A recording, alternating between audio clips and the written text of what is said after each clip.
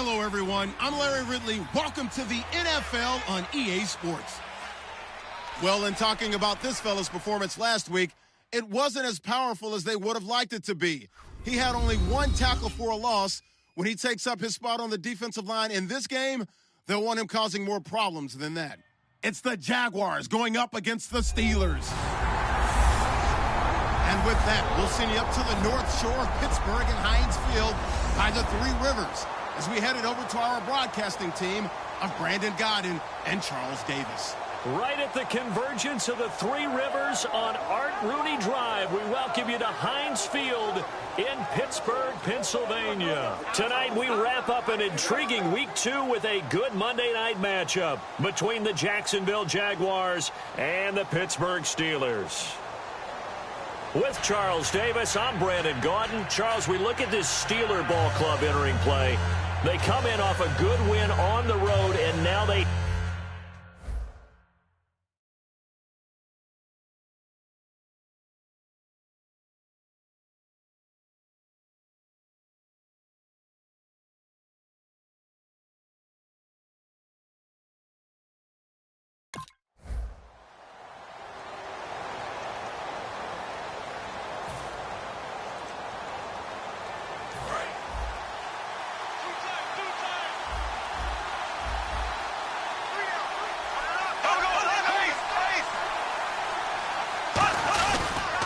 On the ground, this is T.J. Yeldon, and he's not going anywhere to start the night. They stop him at the line of scrimmage.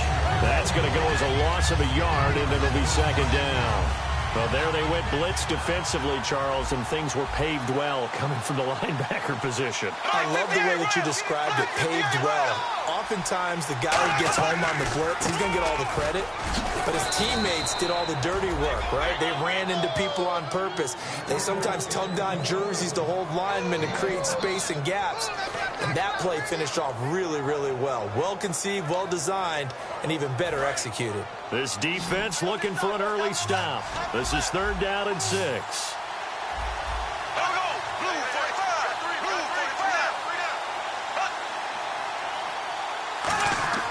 Throwing his Bortles on 3rd down. He's got time. Over the middle, the connection to Hearns.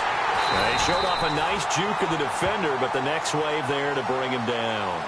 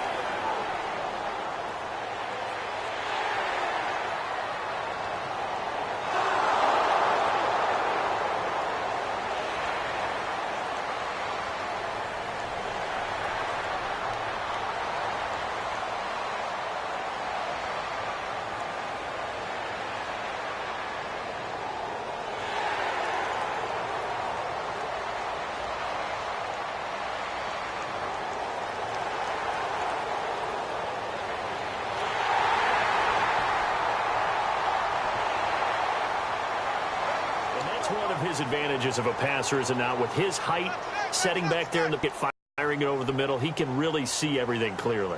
It is, and I know that other quarterbacks get it done different ways, all right? You don't have to be his height to make a great play, but what he does is he takes away having to make those slide steps in the pocket to find angles to throw the ball through. He just throws right over the top of it because he can see everything, and sometimes that saves time and gets the ball to a receiver quicker. Give him 9 on the play, and it'll be second and about a yard to go for the first. Good throw, good catch, but I really like the route. The drag and being able to run away from defenders, hard to stick with them for that long. Yeah, better against man than zone, or... Better against man, because now you're running away from someone. And no escaping this time as he'll go down. They got him for a sack. Stephon Tuitt in there to bury him for a loss of 11. Sometimes I watch games and wonder why they use play fakes on certain passing situations because it's not going to fool anyone. I'll don't know if that was the case here, but the end result was the same. No one fooled. Quarterback was hit. Now he's hit, and Bortles fumbled. It's loose, and it's picked up by the Steelers. And great field position coming up in the red zone at the 17-yard line.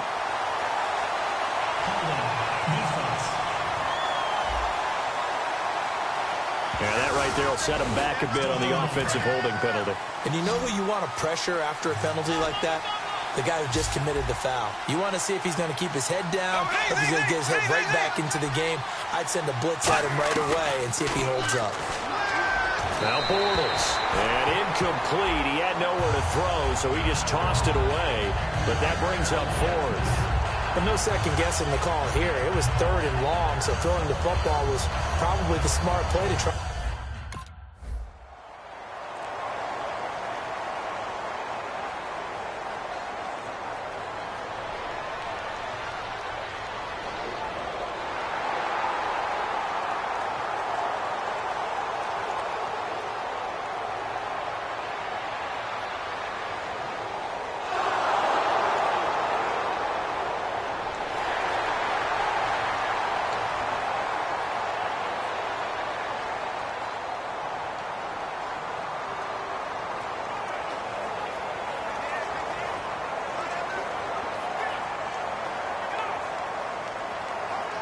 And out now comes Jacksonville as they get ready to go. And on the last go-around, they really couldn't get anything going. They had to punt from deep inside their own territory, which means they're going to lose the field position battle as a general rule. What they're looking for now is a little more consistency, move the ball at least a few times on offense, get a couple of first downs, and hopefully flip the field. Yeah, just something to build off of. That's what they're looking for here. Absolutely love the run right there. This guy's known for his quickness, but also for his speed, and he's able to get to the second level almost before you blink if you give him any type of blocking. Always talk about slot receivers, and they're usually known as quicker than fast.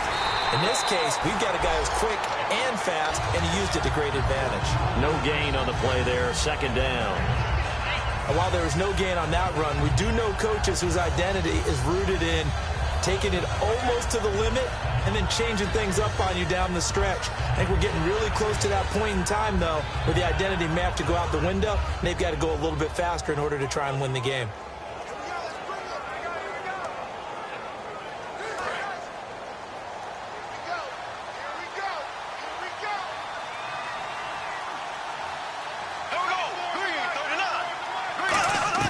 On second down, here's Bortles.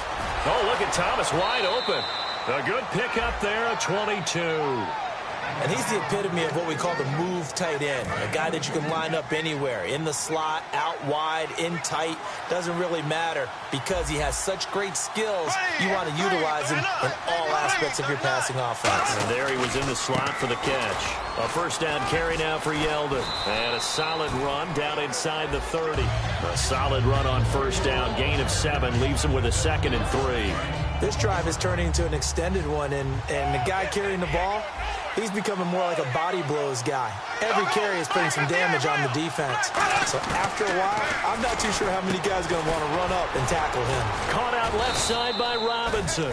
And inside the 20 before he's brought down. That was a nicely run slant route, and what the receiver's trying to do is make the defender think he's going upfield for a deeper route, and then breaks it off, usually after about 3 to 4 steps, and cuts towards the middle of the field. And now what he's trying to do is use his body to keep the defender away from the football and get the quarterback a really nice target. Give him a couple on the carry there, 2nd and 8. That's a good play by the guys on the defensive side of the ball. Held him to a gain of 2, and that changes the playbook a little bit now for the guy calling plays. 2nd and 8. Now he's got to probably think about going to the air instead of maybe staying with the ground game. They keep it on the ground. This time it's Yeldon. And he is going to lose yardage here. It's a loss of 2, now 3rd down. Ordinarily, the responsibility for not letting edge pressure disrupt the play falls on the offensive tackles. Their job to push that edge pressure so far wide they can't either get to the quarterback or the runner, especially on a draw. To throw, it's Bortles. He was looking to get it to Allen Hurns that time, and it brings up 4th down. Well, we're not playing 3 yards in a cloud of dust football anymore. I kind of get why those old school coaches sometimes didn't want to throw the football. Because if it's popped up in the air, it almost turns into slow motion. And both sides trying to get to the football, and you're holding your breath wondering whether it's going to go good or bad for your team. So the drive stalls out, but they are able to put 3 points on the board. Yeah, just a yard or two shorter than an extra point.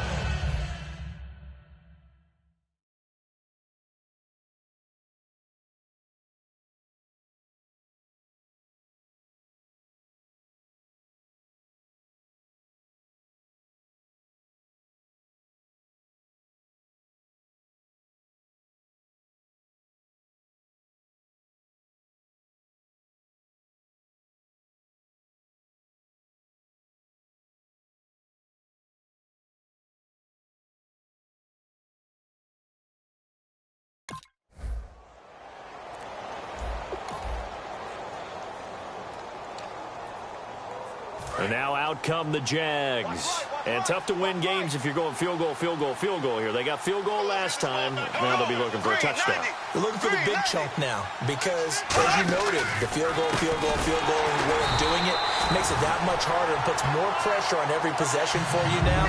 Go ahead and get 6 and feel a lot more comfortable about the position they're in. Bigger chunks. We'll see if they can get the score.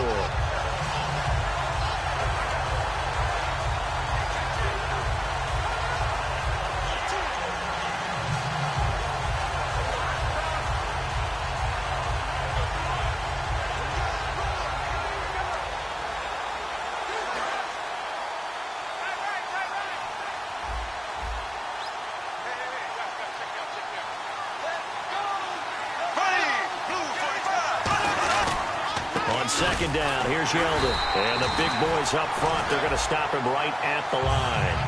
Nothing there, no gain, and now they're looking at a 3rd and 15. No gain on that run, and while this team is down, they're not out of it by any stretch of the imagination. Maybe you just have to think about a different style of running in order to get this guy going.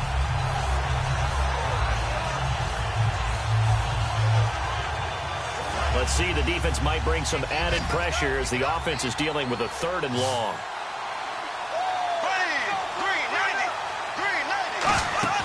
Now a play fake. Bortles. And that is incomplete. The tight end Julius Thomas, the intended target.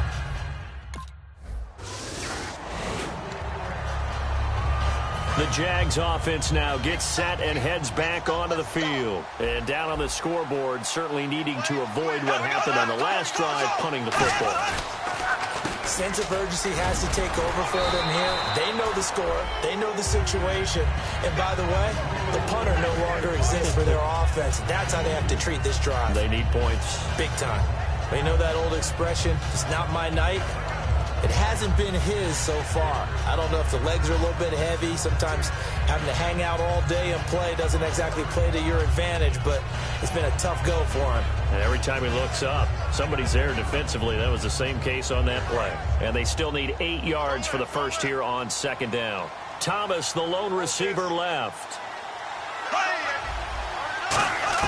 Now Bortles throwing on 2nd down. Completes it to Lee. And he's able to get out to the 32, brought down there. 6 yards is the pickup, and that'll lead to a 3rd down.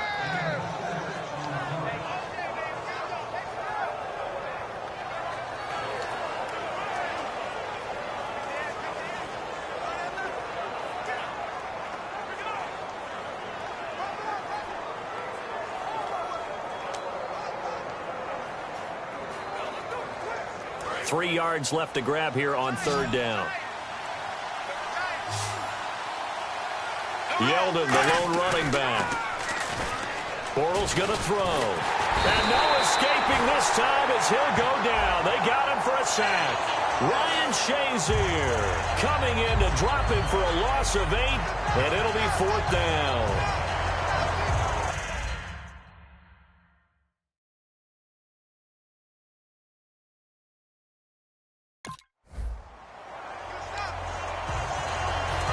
Now comes Jacksonville as they get ready to go. And they're coming off a 3-and-out, my friend. I think they got to look at that play sheet and go to a spot that they haven't gone before. Time to shake things up a little bit to try and get this offense moving. Okay, so how do you do that? How do you shake things up? You look at what you've called before, realize it hasn't worked Go to so something well, else. and maybe you try and find one of those special plays from one of your better players, and maybe try and hit something big and get things going in the excitement area.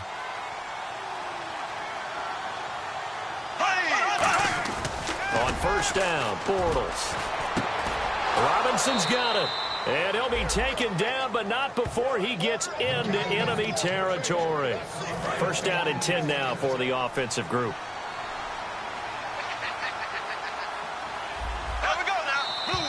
Now whistles here, and I believe one of the Jaguar linemen might have moved. False start, offense. So after the mistake by the offense, it cost him 5 yards, and now first and 15.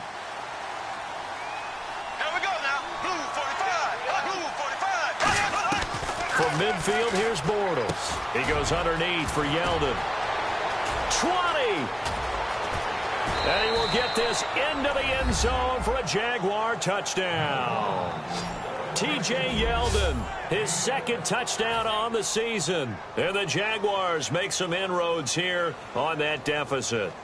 Well, he's used to running it that distance. Here he had to catch it, too, before making the run. Heck of a play for the score. There's not many things better for an offense than a back who's a complete guy who can run it and catch it. And we just saw him complete a big-time play for a touchdown.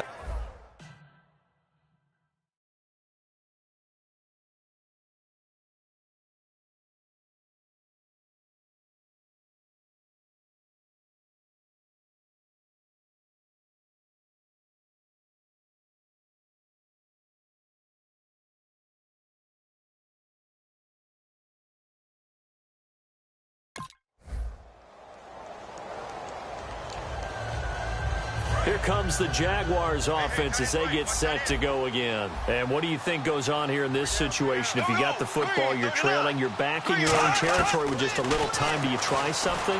You're thinking about jump-starting your team, right? You just mentioned it. They're down. They're trying to get back into the game. But you got to figure, if something goes wrong, you may have put yourself in a spot where you may not be able to come back in the second half. Managing risk, this is a big decision here. Bortles now on first down. And he fires one that's intercepted. Picked off by Ryan Shazier. And they'll set up shop right near.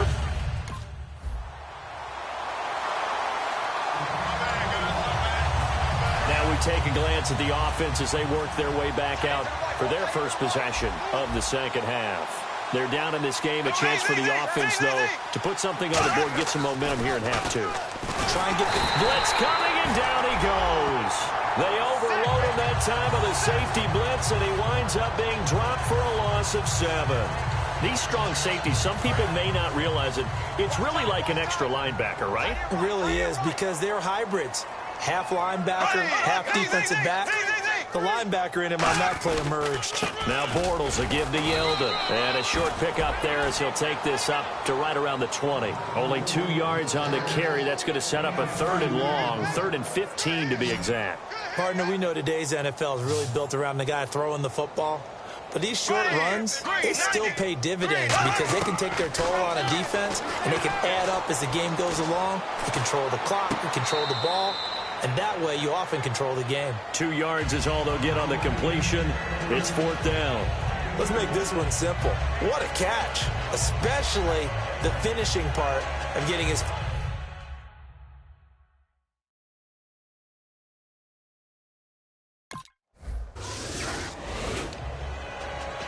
And out now comes Jacksonville as they get ready to go. And with this deficit, you can't have too many more drives like the last drive where you had to punt it away.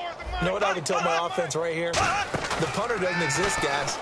He doesn't even exist. And the Steeler pressure too much here. He's going to go down. They'll wind up losing 8 on the sack there, and it's 2nd down. Well, they go play fake. The problem is nobody was faked out. And when no one's faked out, what's the end result? Quarterback gets hit.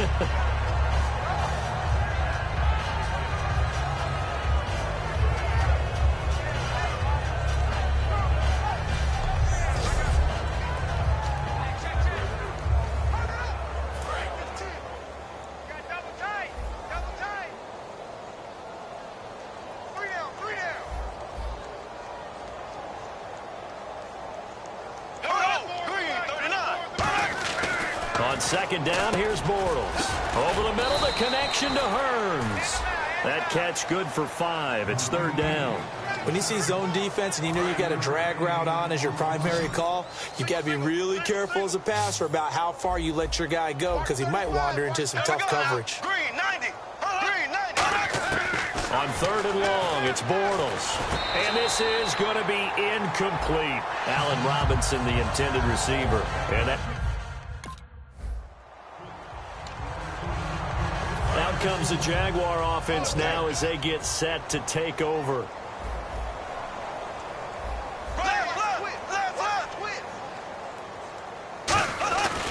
They'll try and get the run game going. This is Yeldon. And this has been a recurring theme tonight for sure. Nowhere to run. Back to the line of scrimmage, that's all. So now 11 yards to go for this offensive unit. It's second down. All right, Brandon, you know me as well as anyone. You know I don't usually advocate abandoning things during a game. But here we are in the second half. I think it's time to change things up. Let the running game go a little bit. Let's get to the passing game. And if you still want to get in the hands of the runner, maybe you swing it to him, throw it to him a little bit. Try it that way. And there's a completion to the tight end. And look at the size of these players nowadays. At that spot, 6'4", 6'5", and up. A lot of guys used to be basketball players. Somehow came back to... He rifles one that's intercepted. Picked off by Ryan Shazier. And he'll bring it back to the 9-yard line. All right, Brandon. Here comes the Jaguars offense as they get set here. And following the interception, we'll see what they can put together on this drive. I can hear my old college coach right now. He always used to tell us before every game, the team making the fewest mistakes will win. What they're hoping is that that last mistake is their only one of the game. Coaches, that's all they talk about, turnovers, right? Minimizing those and maximizing opportunities. 10 yards still left on second down.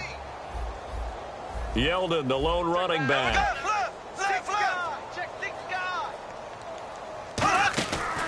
And he'll get it up the middle. And this has been a recurring theme tonight for sure. Nowhere to run. Back to the line of scrimmage, that's all. And they'll lose a yard that time, and that's going to lead to a third down.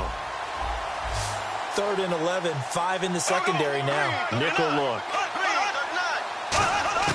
Throwing his Bortles on third down. Surveying the field. Nowhere to escape, and he goes down. Stephon Tuitt.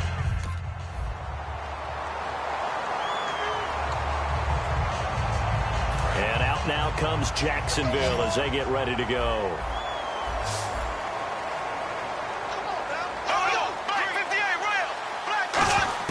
Bortles now on first down. Over the middle, open is Thomas. 5 yards on the catch there, brings up second down. Well, the strategy was evident there. Get it to your tight end and make it a one-on-one play with a cornerback. Who's usually going to win that one? The tight end, but not there. Not in this situation. How about the corner defeating that logic and making a really nice tackle? Now Bortles throwing on second down. They go with the screen. It's Yeldon. And he'll get it up near the 35, right at the 34 here. And give him 3 on the screen. He couldn't break free, and it's third down. Well, they get the completed pass, but still have more to go here on third down. 5 receivers in the game, 4 of them to the left side.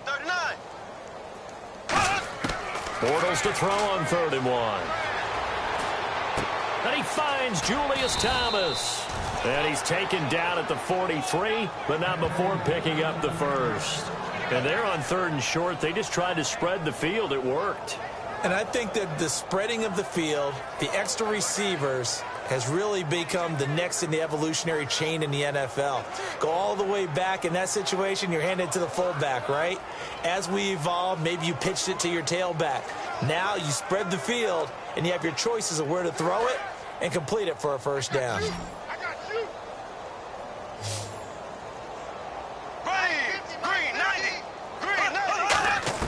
Bortles now on first down. Over the middle, it's Thomas. And he'll be taken down across the 50 at the 45 in enemy territory. Well, clearly one of his advantages as a passer is his height. Sit back in the pocket, fired over the middle. That makes things tougher defensively, doesn't it? It really does, because your goal is to move the quarterback off his initial spot when he gets his drop back completed. But when you have that type of height, he can stay in there. If he's willing to take the hits and just fire over the top, which saves him time and actually completes a play a little bit quicker than it normally does for a quarterback who has to slide and find open space to throw.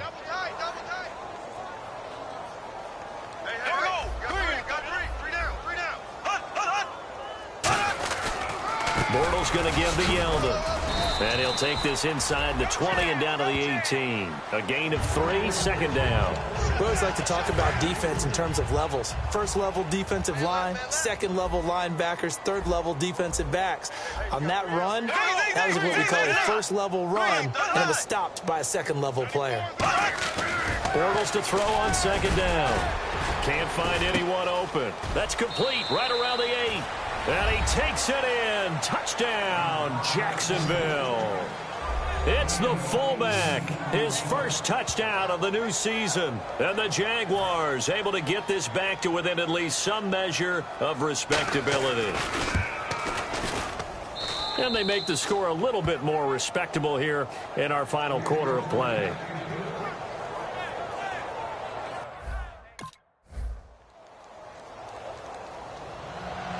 Well, Charles, it's one thing to win. It's another thing to win and put up the amount of points that